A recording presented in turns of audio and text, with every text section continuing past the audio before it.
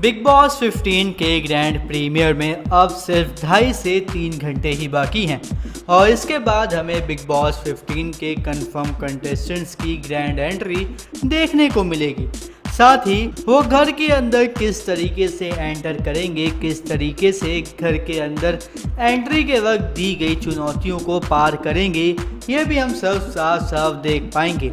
लेकिन big boss 15 के घर में बिग बॉस OTT के कंटेस्टेंट भी शामिल हैं, वो भी बिग बॉस 15 के घर के अंदर हमें नजर आएंगे।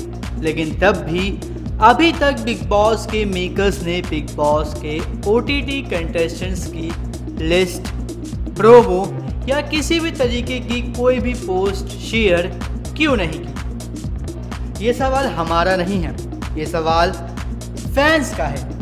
फैंस लगातार सोशल मीडिया पर इस बात को उठा रहे हैं, ये सवाल बार बार मेकर से पूछ रहे हैं कि जब अब भाई 2 से 2.5 घंटे बचे हैं शो के शुरू होने में, तब भी वो लोग big boss OTT contestant Nishant, Shamita और प्रतीक का प्रोमो, फोटो या फिर किसी भी तरीके का कोई भी पोस्ट शेयर क्यों नहीं कर रहे हैं? वो बार बार क्यों बिग बॉस 15 के कंटेस्टेंट्स पर फोकस कर रहे हैं? बार बार उन्हीं को आगे प्रमोट करने की कोशिश क्यों कर रहे हैं? क्या बिग बॉस OTT के कंटेस्टेंट्स हैं, वो बिग बॉस 15 के कंटेस्टेंट्स के आगे कोई वैल्यू नहीं रखते? क्या बिग बॉस OTT के कंटेस्टेंट बिग बॉस 15 के घर के अंदर आएंगे लेकिन उनकी कोई वैल्यू नहीं होगी? क्या मेकर्स हम सभी को ये बताना चाहते हैं?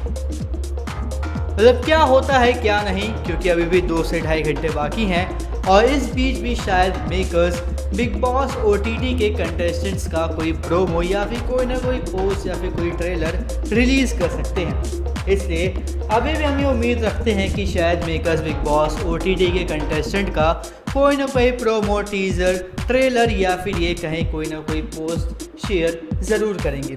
लेकिन तब तक के लिए आप हमें कमेंट करके ये बताइए कि आखिर बिग बॉस के मेकर्स क्यों बिग बॉस 15 के कंटेस्टेंट्स पर इतना ज़्यादा फोकस कर रहे हैं, इतना ज़्यादा उन्हें प्रमोट क्यों कर रहे हैं? और बिग बॉस 15 की इसी तरीके की अपडेट्स पाने के लिए हमारे चैनल को सब्सक्राइब करें और बेल आइकन को दबाना बिल्कुल भी ना भूलें, क्योंकि अगर आप बेल आइकन दबाना भूलें तो हमारे हर लेटेस्ट अपडेट आपसे छूटे।